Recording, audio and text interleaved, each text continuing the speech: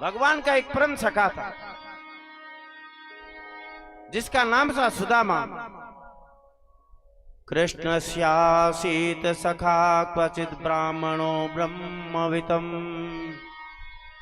विरक्त इंद्रियार्थेषु प्रशान्तमात्मा जितेन्द्रिय यद्रक्ष्योपपन्नेन वर्तमानो गृहाश्रमी तस्य भार्या कुचेलस्य क्षुत्क्षामा तथा विद्या। भगवान श्री कृष्ण का एक परम सखा था। कृष्णस्यासीत सखा, नाम था सुदामा। जैसा नाम ही वैसा ही वह उसका आचरण ब्राह्मण था और भगवान श्री कृष्ण का परम भक्त भी था। नित्य संध्या करने वाला, नित्य भगवान की भक्ति करने वाला। अर्थ की दृष्टि से तो वह कमजोर था, धन का अभाव था जीवन में, लेकिन भक्ति का जो भंडार है, भक्ति के मामले में वह संसार का सबसे धनी व्यक्ति था। हे राजन, सुदामा जी की एक पत्नी जिसका नाम था सुशीला, यथा नाम तथो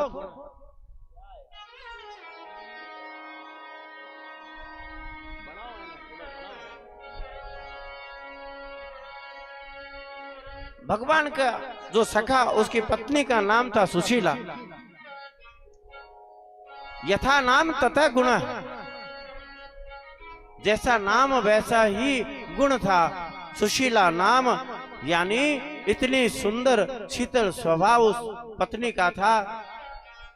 अपने पति के धर्म के कार्यों में एकदम कदम से कदम लेकर के चलने वाली, जीवन में इतनी शीतलता थी कि सुदामा जी के जीवन में धन का अभाव था, लेकिन सुशीला जी ऐसा स्वभाव अपने पति को कभी यह अनुभव नहीं होने दिया कि उनके पास धन की कमी है। पति गरीब है, लेकिन पत्नी सुशीला जी कभी ये नहीं कहती कि मुझे ये चाहिए, मुझे ये चाहिए। पता था मेरा पति वह कितनी मेहनत करता है। सुदामा जी के जीवन में एक ही निश्चय किया हुआ था कि मांगना किसी से कुछ है नहीं। यजमान के यहाँ जाते, अपने ब्राह्मण का कर्म करते, बदले में जो दे देते थे यजमान, उसको ही अपना प्रारब्ध समझ करके और ले आते। और जो भी ऐसे जीवन चल रहा था, 4 संतानें। सुशीला जी कभी ये नहीं कहती कि मुझे ये कमी है। वो एक ही कहती कि जैसा प्रभु हमें रखे वैसा ही स्वामी हमें रहना चाहिए। आप चिंता ना करो, जो भगवान ने हमें जैसी अवस्था में रखा है वैसा ही स्वीकार करना चाहिए। विरक्त इंद्रियार्थेषु प्रशांतमा जितेंद्रिय, ऐसा जितेंद्रिय सुदामा। भगवान भी जब परीक्षा लेता है, भगवान का परम सखा कृष्णस्यासीत सखा क्वचित ब्राह्मणो ब्रह्मवित्तम, भगवान की भक्ति में परम विद्वान। अर्थ का अभाव था परंतु भक्ति का अभाव नहीं, भक्ति में वह संसार में सबसे परम धनी था। ऐसी पत्नी थी सुशीला। लेकिन कहते हैं ना कि जब परमात्मा परीक्षा लेने के लिए आता है, उस समय भगवान क्या क्या लीलाएं करता है हम सोच नहीं सकते। आज अपने मित्र के साथ भी परीक्षा लेने के लिए भगवान, देखो सुदामा जी के जीवन में क्या उथल पुथल करी। उनके जीवन का एक नियम था, मर जाऊंगा लेकिन किसी से कुछ मांगना नहीं है। भगवान ने ऐसी लीला करी कि एक समय में सुदामा जी अपने यजमानों के यहाँ जाते, ब्राह्मण कर्म करते, बदले में कुछ मिला नहीं। एक दिन नहीं मिला, दूसरे दिन नहीं मिला, मांगा कुछ नहीं सुदामा जी ने। 2 दिन में घर में जो अन्न था इत्यादि था वह भी समाप्त हो गया। लेकिन भगवान ने फिर भी परीक्षा बंद नहीं करी। 4 संतानें और अन्न घर का सारा समाप्त हो गया। फिर भी परमात्मा ने ऐसी परीक्षा करी। ब्राह्मण कर्म करते लेकिन यजमान बदले में कुछ दे नहीं रहे थे, लेकिन फिर भी सुदामा मांगे नहीं। आज बालकों के लिए अन्न घर में नहीं बना,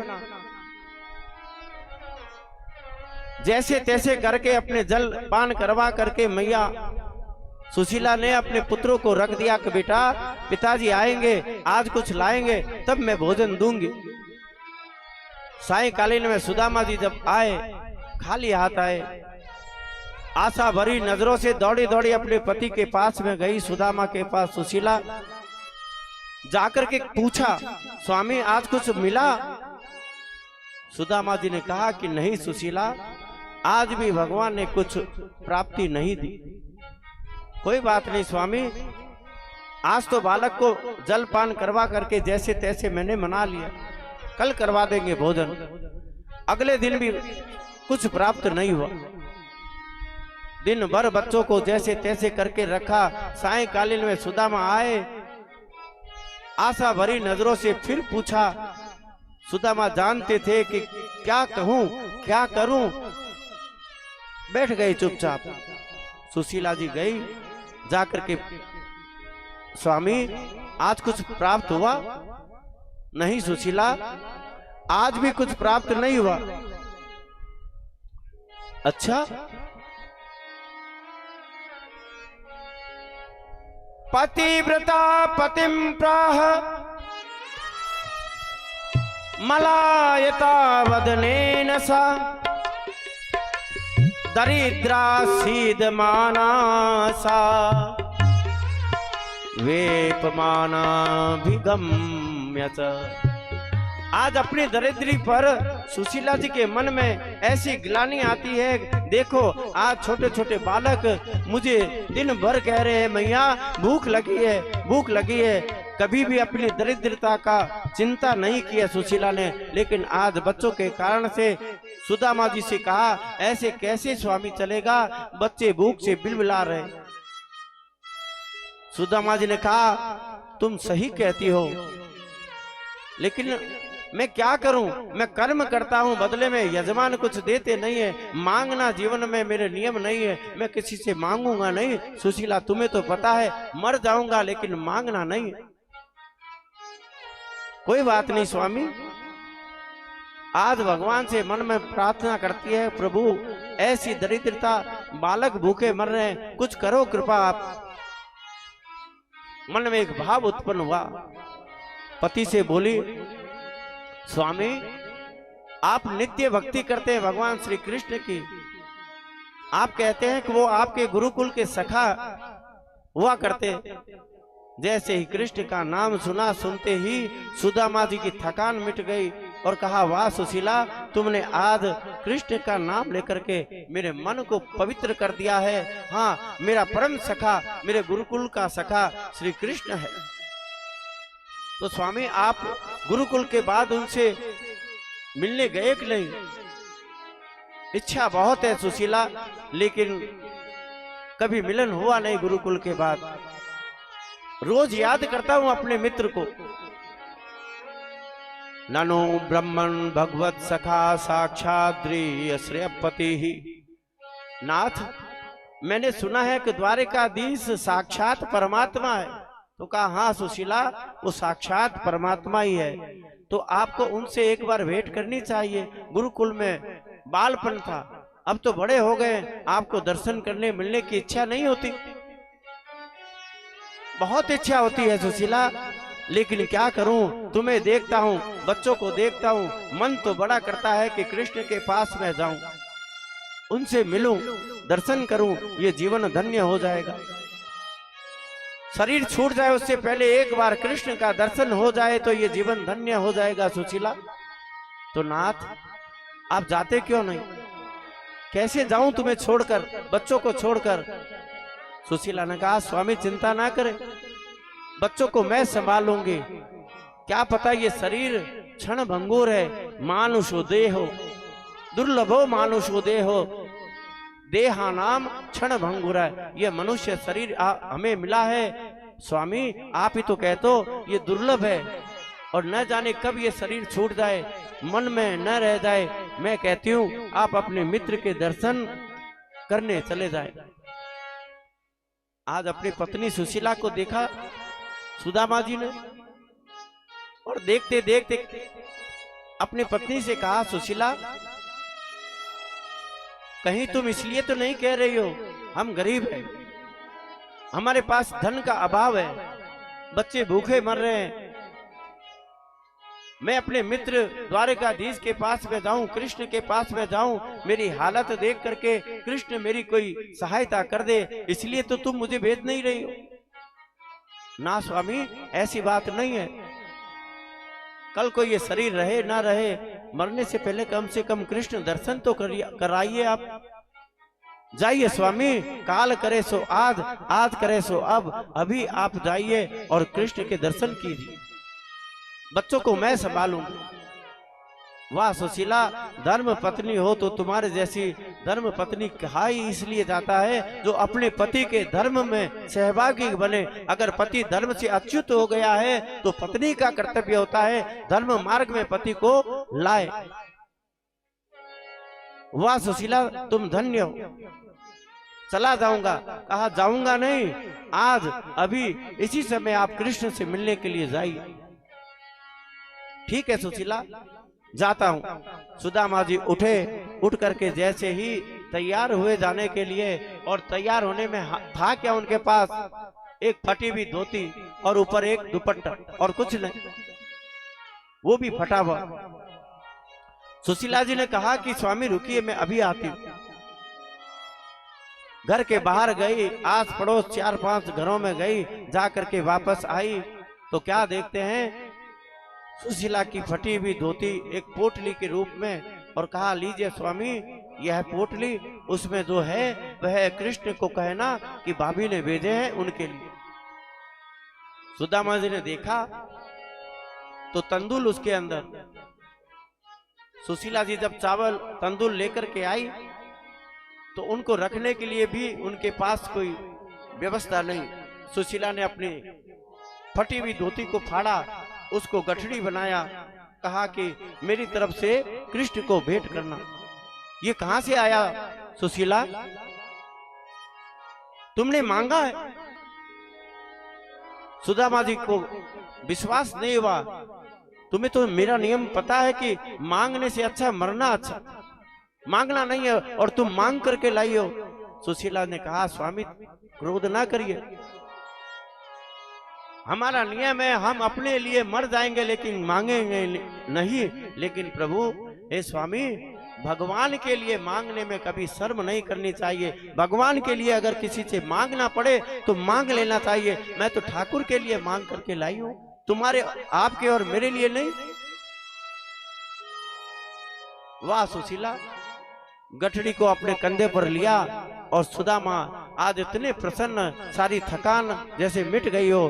कृष्ण से मिलना है, सखा से मिलना है, मित्र से मिलने का जो भाव है वही उत्साह भर दिया। निकले आज अपने सखा से मिलने के लिए, लेकिन शरीर तो शरीर होता है भाई।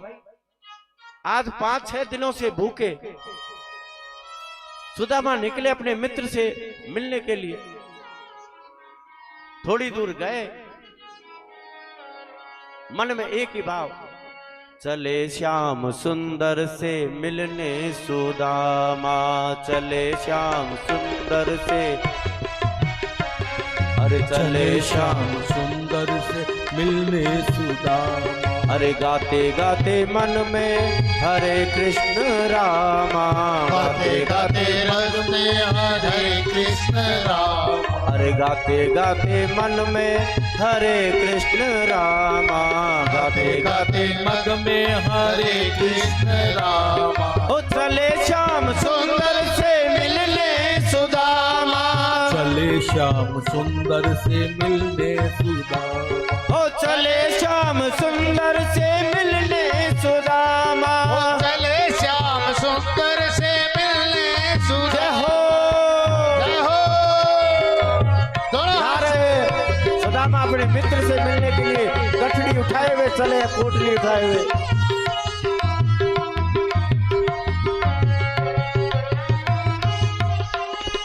गाते गाते मन में हरे कृष्ण रामा, गाते गाते मग में हरे कृष्ण रामा, गाते गाते मन में हरे कृष्ण रामा, गाते गाते मग में हरे कृष्ण रामा। ओ चले श्याम सुंदर से मिलने सुदामा, चले श्याम सुंदर से मिलने सुदामा, और चले श्याम सुंदर से मिलने सुदामा, चले श्याम सुंदर से मिलने सुदामा।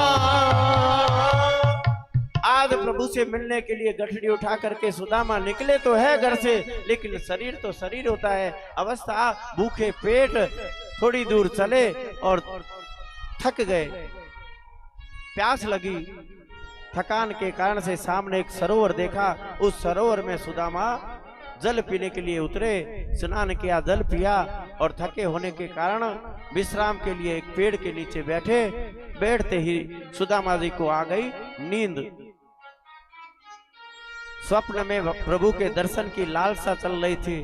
भगवान श्री कृष्ण एकदम से उठ के, मेरा मित्र आ रहा है।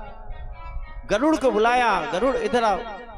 गरुड़ ने कहा प्रभु आज्ञा, मेरा परम सखा मुझसे मिलने के लिए बहुत दूर से आ रहा है, बहुत दूर से आ रहा है। जाओ गरुड़, मेरे मित्र को पता ना लगे और द्वारिका में ला करके छोड़ दो।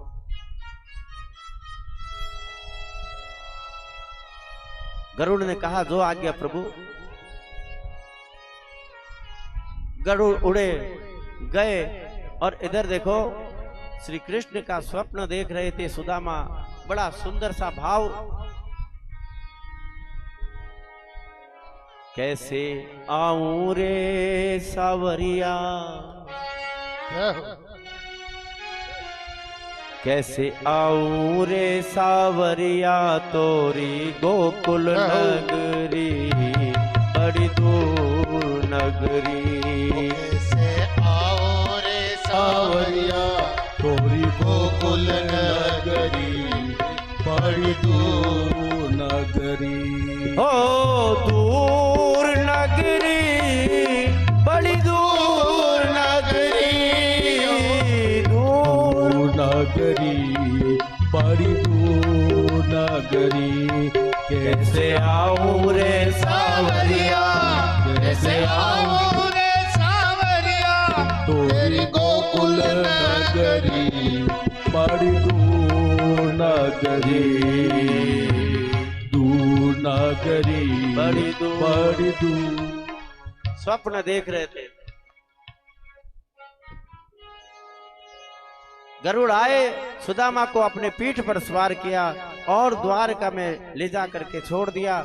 सुदामा का पता ही नहीं लगा कब गरुड़ की सवार हुए, कब द्वारका पहुंचे। आंख खुली तो महल माल ये देखे, मैं यहाँ कैसे आ गया, ये कौन सा नगर है।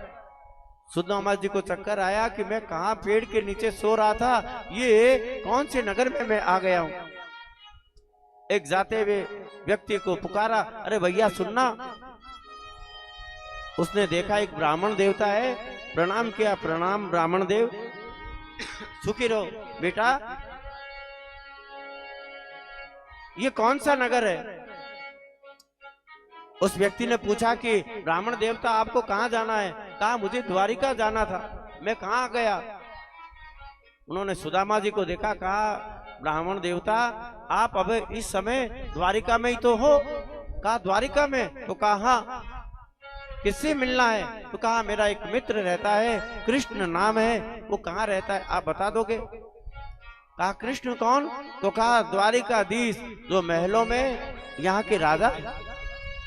उस आदमी ने सुदामा जी को ऊपर से नीचे देखा, सुदामा जी की अवस्था देखी, देख करके समझा कि जो राजा होता है उसके अनेक रिश्तेदार बन जाते हैं।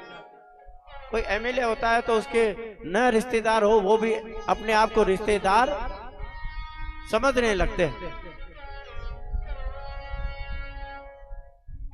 उसने देखा कि ये ब्राह्मण है, कृष्ण को अपना मित्र कह रहा है, कोई बात नहीं, कृष्ण तो ब्राह्मणों के भक्त है। तो कहा महल में जाओ, महल में जाकर के और वहां आपका मित्र रहता है कृष्ण।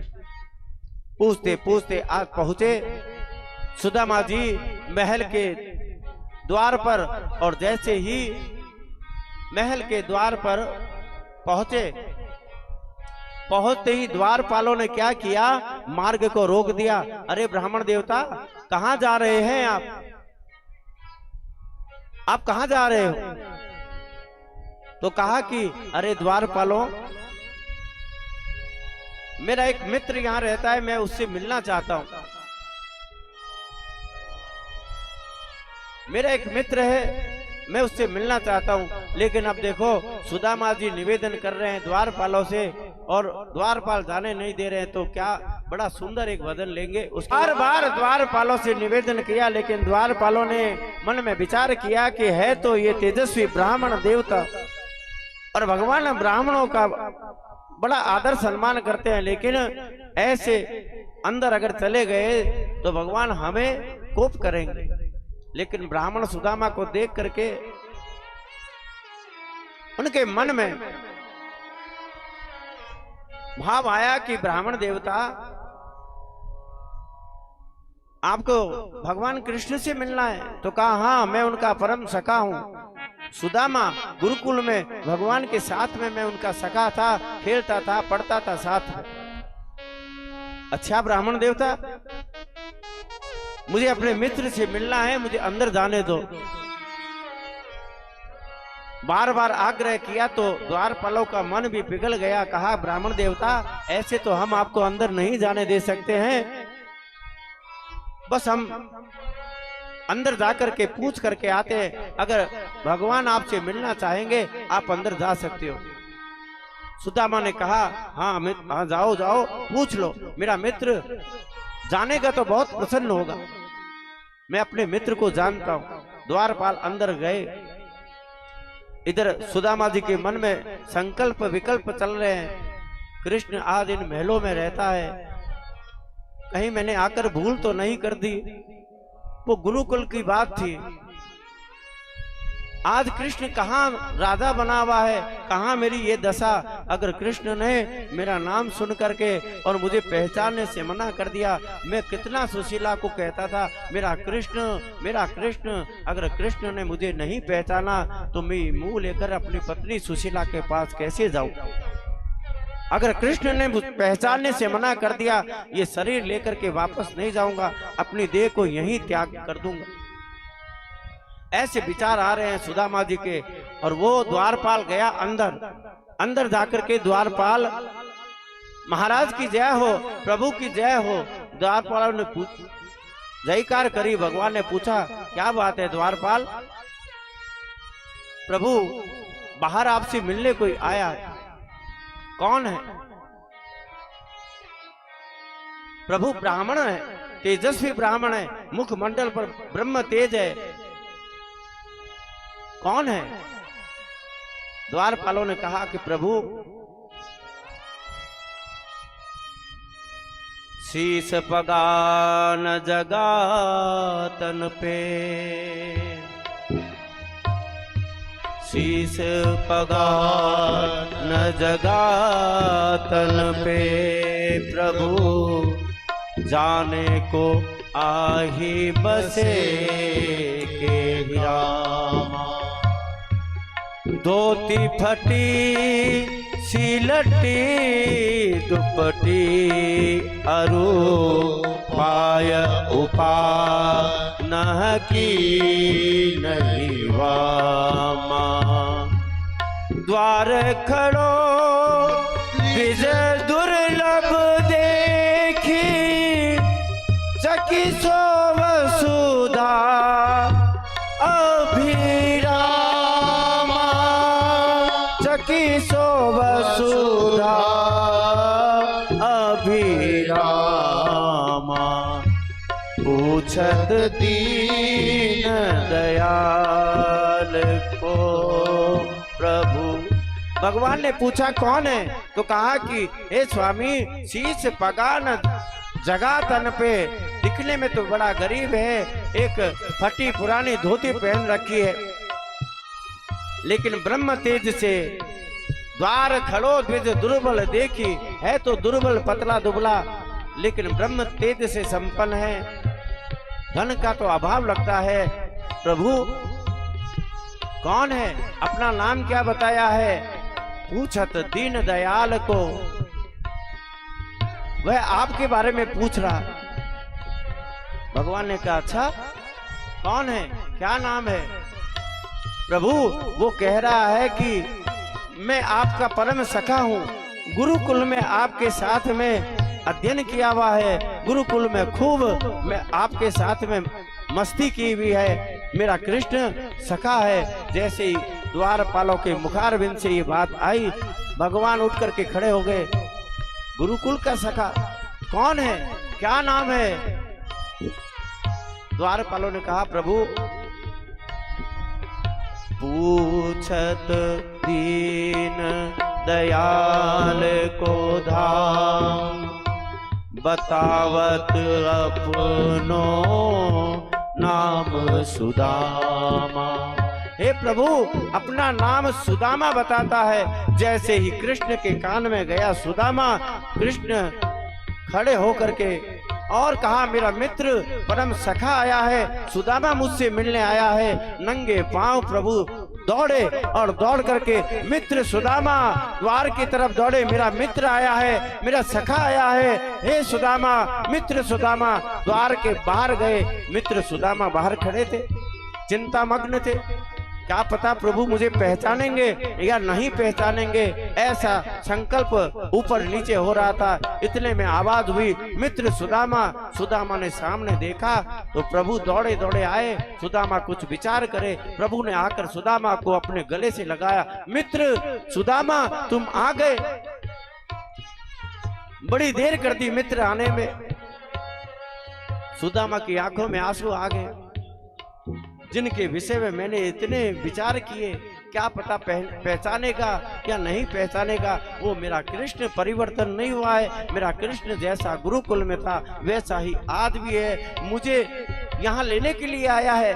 मित्र को अपने गले से लगा करके और प्रभु लेकर के अंदर को गए, ऊंचे सिंहासन पर बिठाया,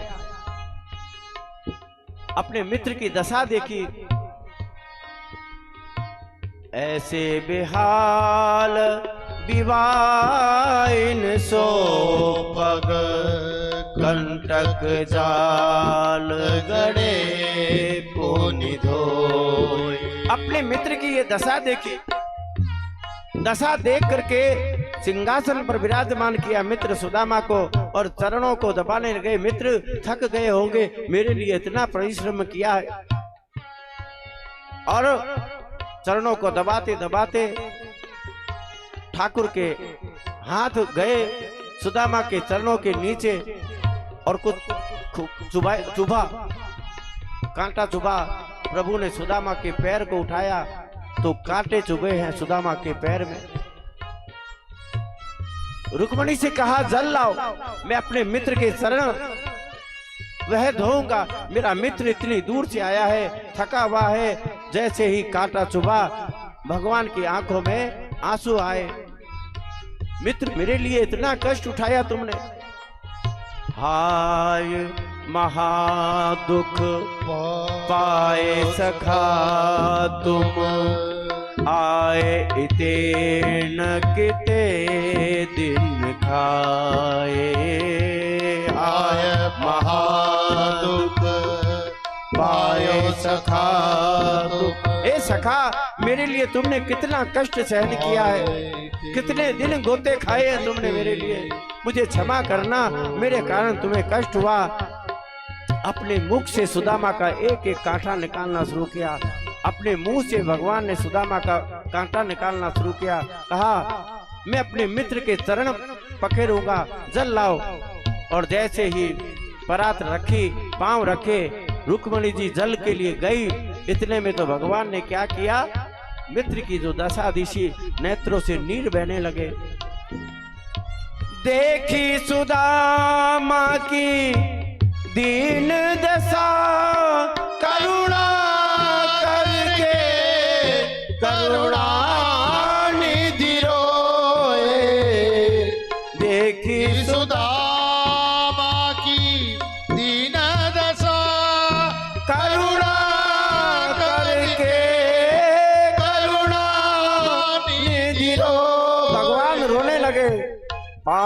परात को हाथ छुयो नहीं, नैनन के जल सो पग धोयो, पानी परात को हाथ छुयो नहीं, नैनन के जल सो। रुक्मणी जी जल लेकर के आती, उससे पहले अपने मित्र की दशा देख करके नेत्रों से आंसू बहने लगे, और जो बहने वाले आंसू है सुदामा के चरणों पर पड़े, और नेत्रों के आंसू से ठाकुर जी ने अपने आंसू से चरणों को धोया और कहा, मित्र मेरे लिए इतना कष्ट पाया, मुझे क्षमा करना, ये सब मेरी गलती है। सुदामा जी के मुंह से तो एक शब्द ना निकले, जिस मित्र के बारे में मैंने इतना उल्टा विचार किया कि बदल गया होगा, राजा हो गया होगा, मुझे पहचाने या न पहचानेगा, लेकिन मेरा कृष्ण नहीं बदला। मैंने अपने मित्र के बारे में गलत समझा, इसको क्या कहूँ, मैं कितना बड़ा पापी हूँ, इसका मैं कितना बड़ा अपराधी हूँ, अपने मित्र के बारे में ऐसा विचार किया। मेरा कृष्ण पहले भी वैसा ही, आज भी वैसा ही। ऐसा विचार करते करते भगवान ने कहा, मित्र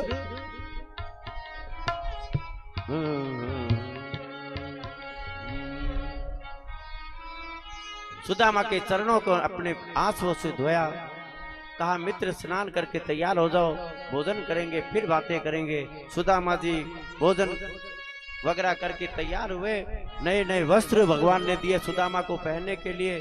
सुदामा बड़ा प्रसन्न हुआ, वाह मित्र, राजवास ठाट देखे बड़ी प्रसन्न हुए, मेरा मित्र प्रसन्न है तो मैं प्रसन्न हूँ। वारे कृष्ण, महलों में रहकर भी गुरुकुल के भाव को अभी जाने नहीं दिया। किसी को पद मिल जाए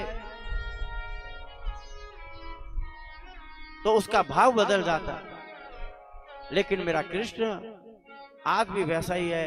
विचार करते करते जब भोजन कर लिया तो भगवान आए, मित्र भोजन हो गया? तो कहा हाँ हो गया। तो अब आशीर्वाद दे दो मेरी पत्नियों को, बच्चों को। तो कहा हाँ जरूर जरूर। रुक्मणी जी आई, आए लागू महाराज, सौभाग्यवती भव। आठों पटरानी आई, पाए लागू महाराज, सौभाग्यवती भवो। इतने में लाइन शुरू हो गई। अब 100 आई, 1000 आई, सौभाग्यवती भव। और लाइन वैसी की वैसी।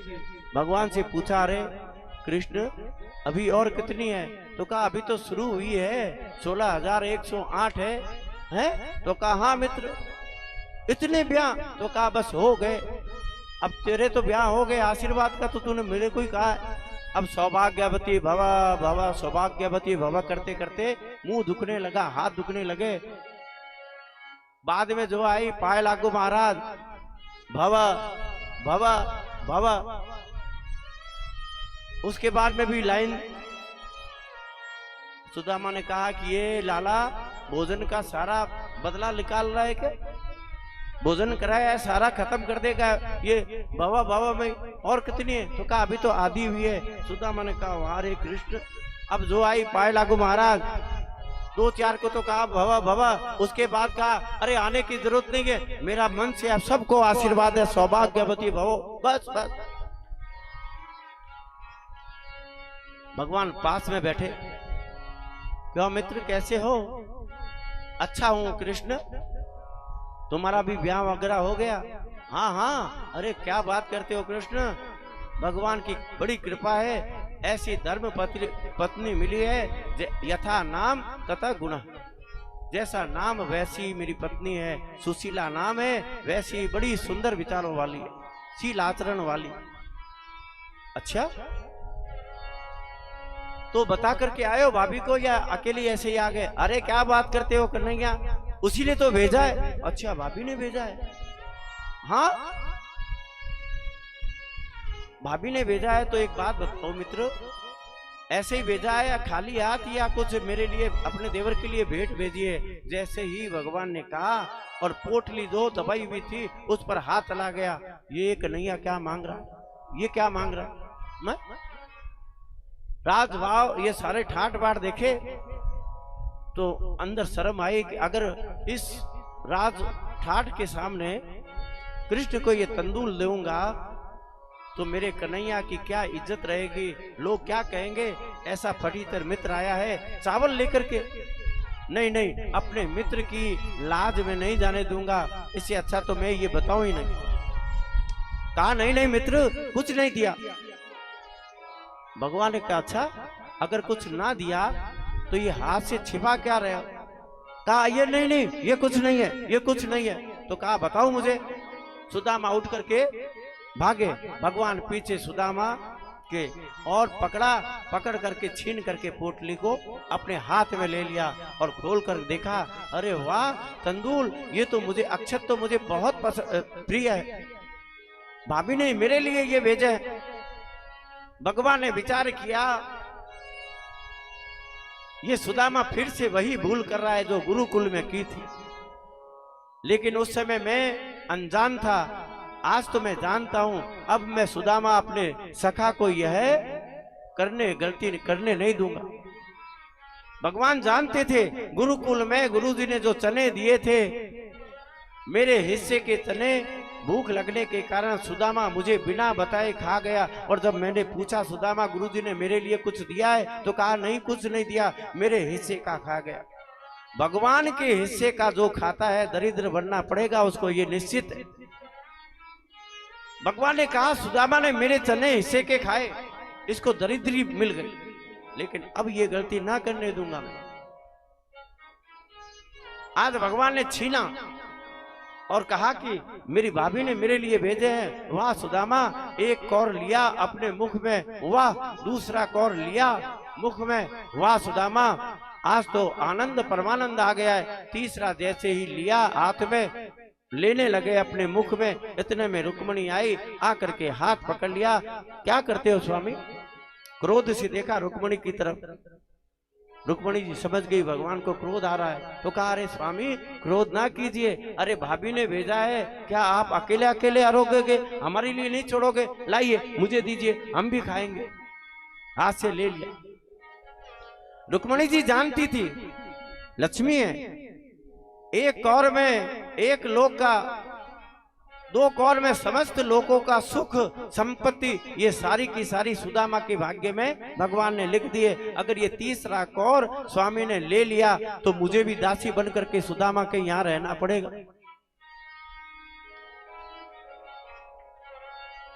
भगवान ने कहा अब ये सब हो रहा था, सुदामा तो बस बौचक का था, इतना भव्य स्वागत किया और सुदामा कैसे, तो कहा बस कन्हैया सब ठीक है। अच्छा आप आए, बड़ी कृपा करी। हाँ हाँ बच्चे हाँ सब, अरे बच्चों की याद आती होगी तुम्हें, तो कहा हाँ याद तो आती है। तो एक काम करो सुदामा, अब जल्दी से जाओ, बच्चों को संभालो, भाभी को संभालो। हैं? सुदामा मन में विचार करता है कि अभी तो इतना लाड कर रहा था, दुलार कर रहा था, गले लगाया था, आंखों से आंसू से पैर धोए थे, और अभी तक तो पूरा एडजस्ट ही नहीं हुआ हूँ, आराम से बैठा ही नहीं हूँ, और कह रहा है कि आए हो, जाने का विचार कब है? अब कोई हमारे घर आए और हम आते ही पूछ ले कब जाओगे, तो बेचारा शर्मो मरते कहीं कहे नहीं नहीं बस यूं ही आ गए मिलने, बस जा रहे हो। सुदामा से पूछा मित्र वापस कब जाओगे, तो कहा बस तुम्हारे से मिलना था, कल चला जाऊंगा। भगवान ने कहा ना ना कल कौन सा, बच्चे परेशान होंगे, मित्र आज अभी इसी समय वापस जाओ। अब अपने मुंह से कैसे कहे 2-4 दिन रुकने की इच्छा है। अच्छा अच्छा ठीक है कोई बात नहीं, जा रहा हूं। जैसे ही जाने लगे सुदामा जी, भगवान ने आवाज लगाई अरे मित्र रुको, तो मन में लड्डू फूटे, लगता है विचार बदल गया, कुछ दिन और रुकने के लिए कह रहे होंगे। भगवान ने कहा इधर आओ। आए पास में ठाकुर जी के, अरे मित्र हाथ में फटी हुई धोती भगवान के, कहा मित्र ये मेरे कपड़े तो वापस दे दे, ये लो तुम्हारी, ये पहन लो। वाह रे कन्हैया, क्या तो नए वस्त्र ये भी ले लिए और मेरी फटी हुई धोती, कपड़े भी सुहाई नहीं। अब कहे क्या, वापस फटी हुई धोती पहनी और कहा मित्र आज्ञा दो। हाँ हाँ जाओ सुदामा, अपने पत्नी और बच्चों को संभालो। सुदामा जी आज बड़े प्रसन्न चित्त होकर के कृष्ण दर्शन को अपने आंखों में हृदय में लेकर के अपने घर की तरफ चले। और घर की तरफ जाकर के जैसे ही अपने झोपड़ी के पास में गए तो क्या देखा कि जहां सुदामा ने विचार किया मेरी झोपड़ी थी, वहां महल खड़ा हो गया। और उस महल को देखकर सुदामा के मन में आया, वारे दुनिया वालों, गरीब आदमी का क्या इस संसार में जीना बेकार है। मैं क्या गया, मेरी झोपड़ी को तोड़ करके यहाँ पर महल बना लिया। मेरी सुशीला, मेरी पत्नी, मेरे बच्चे न जाने कहाँ होंगे, कैसी दशा में होंगे। इतने में महल से एक सजी धजी स्त्री आई बाहर, सुदामा के सामने। वो मेकअप किया हुआ, प्रणाम। अरे सौभाग्यवती भवा देवी, यहाँ मेरी एक झोपड़ी थी, मेरी पत्नी, मेरे बच्चे थे, वो कहाँ है? तो वो हंसी, मुझे पहचाना नहीं? तो कहा नहीं। अरे आपकी पत्नी सुशीला, अरे तू ऐसे कैसे हो गई, ये तू रानी की तरह कैसे दिख रही है? तो कहा अंदर चलो। कहा नहीं, पहले बताओ। पता नहीं स्वामी, रात्रि में सो रहे थे, प्रातः काल में उठे तो देखा महल में सो रहे हैं और ये सारे नौकर चाकर सेवा में लगे हुए हैं। पता नहीं ये कृपा किसने कर दी। सुदामा ने कहा वाह रे कृष्ण, अब मैं तेरा संकेत समझ गया। मेरी पत्नी चाहती थी कि उसको धन मिले, तूने उसको धन दे दिया है। और मैं तेरी भक्ति चाहता था, तूने मुझे फटी धोती इसीलिए दी है कि मुझे इन चीजों से दूर रहना है। जैसा मैं हूं वैसा मुझे तू चाहता है। आज के बाद ये धोती मरने के बाद ही लोग खोलेंगे, ये धोती परमानेंट पहने तेरी भक्ति करूंगा। सुदामा जी महल में नहीं गए, महल के बाहर झोपड़ी बना करके सुदामा जी रहने लगे। ऐसे दिव्य भगवान के परम सखा सुदामा जी थे, जिनकी कथा मन को पवित्र करती है। बोलिए कृष्ण कन्हैया लाल की जय। ऐसे सुखदेव जी महाराज वर्णन करते हैं कि सुदामा जी परम सखा। हे राजा परीक्षित,